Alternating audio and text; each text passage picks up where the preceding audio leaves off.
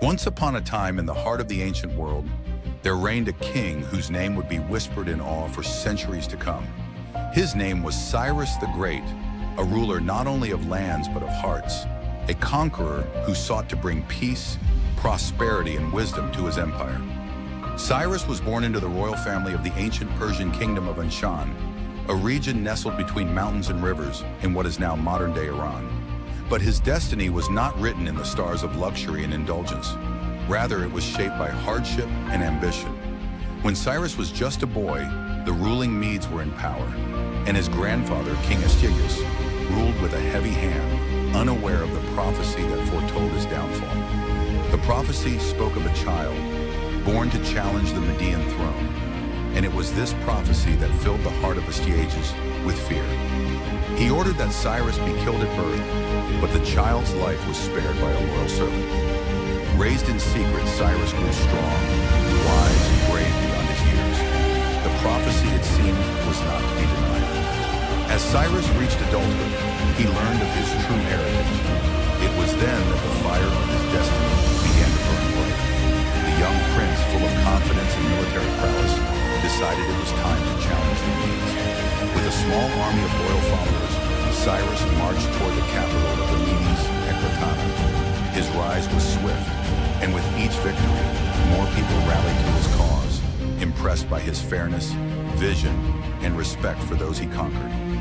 The pivotal battle came when Cyrus and his army met Astyages on the battlefield. The king, long unaware that the child he had once feared had become his greatest rival, was defeated. But unlike many conquerors of the time, Cyrus did not seek to punish his grandfather. Instead, he spared his life, showing the world that a ruler's strength lies not only in power, but in compassion. With the fall of the Medes, Cyrus became the ruler of a vast empire, stretching from the sands of Mesopotamia to the rivers of India. He did not merely conquer lands, he united people of different cultures, languages, and religions. Under his rule, the ancient city of Babylon fell without bloodshed. Cyrus allowed the Jewish people, exiled for generations, to return to their homeland and rebuild their temple in Jerusalem. His respect for the customs of the lands he ruled became legendary, and the Cyrus Cylinder, an ancient declaration of human rights, was inscribed with his vision of a just world. But it was not just his victories on the battlefield or his diplomacy that made him great. It was his wisdom. Cyrus believed in leading with the heart, understanding the needs of his people, and valuing justice above all else. He taught that a king's role was not to rule through fear, but through fairness, respect, and the pursuit of the common good. His policies were guided by a belief that a ruler must be a servant of the people, not their tyrant. Cyrus's reign set the stage for the mighty Achaemenid Empire, the largest the world had ever seen, stretching from the Mediterranean to the Indus River.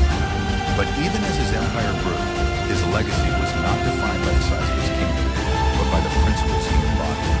And so, the name of Cyrus the Great endures through the sands of time, not only as a king, but as a visionary, a ruler who showed the world that true greatness comes not from power alone, but from wisdom, compassion, and a deep respect for the people one leads.